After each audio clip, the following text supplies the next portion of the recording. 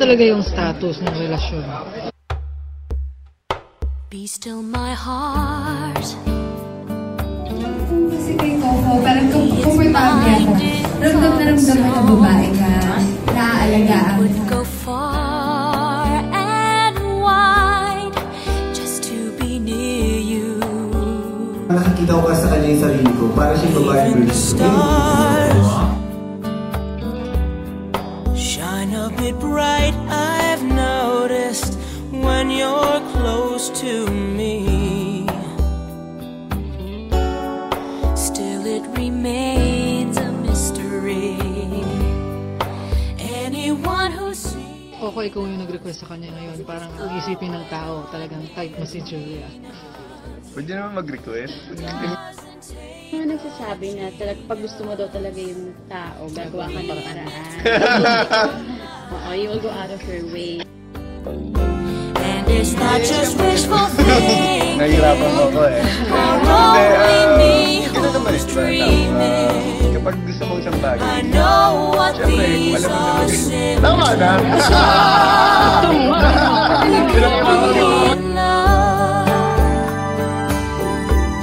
Okay na ba sa'yo na magka-boyfriend ng iba si Julia? Siguro hindi. Pinararamdaman ko sa'yo yung isang pwedeng paligid. I sleep like a baby through the night. Maybe it helps to know you'll be there tomorrow. Kailangan may lamang sa hindi baby ko. Open my eyes. Baby baby ang akit. From the spell I'm under, makes me wonder. I could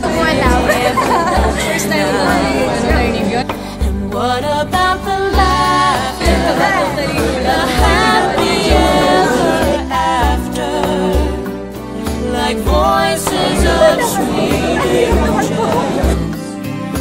calling out our names. And it's not just wishful thinking. Pero pinikita. Crush ka siya. Sabi mo ba na siya yung ideal guy mo? I know what these are. I think yes. Kasi kung paano siya sa family, kung paano siya sa katrabaho niya, iba siya eh. Iba yung pag-hang up sa kanya. So dudo ko sa bilang lalaki, bilang tao. Hindi kasi ako mabilis ma-amaze sa isang lalaki. Pero sa kanya na-amaze ako. Na-amaze ako sa kanya kung paano siya. Kung pagkatao niya. In love ko na din sa kanya. Nakaka-love you. Ano ba? Kasi, Oo na, hindi mo tuloy. Knows what's going character niya, on. walang babae. Lalo na pag nakilala mo. Doesn't take a genius to read between the lines. Oh, and it's not just wishful thinking, or only me who's dreaming.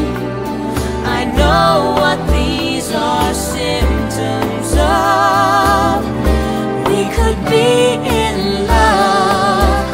Oh, it doesn't take a genius to know what these are symptoms of. We could be. We could be. We could be in love.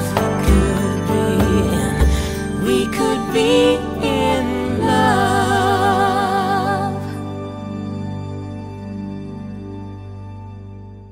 Mahal kita.